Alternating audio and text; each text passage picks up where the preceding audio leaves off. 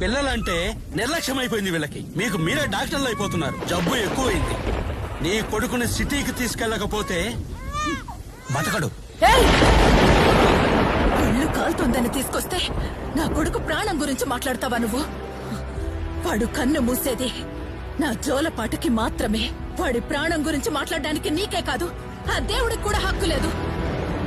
చెప్పేది వినబ్బా, కోప్పడుకు. నీ కొడుకేం కాదు, 100 ఏళ్ళు బ్రతుకుతాడు. కొందరు గులాములుగా ఉన్న 100 ఏళ్లు బ్రతకాలనుకుంటారు. ఇంకొందరు ఒక్కరోజు బ్రతికినా సుల్తాన్లా బ్రతికి చావాలనుకుంటారు.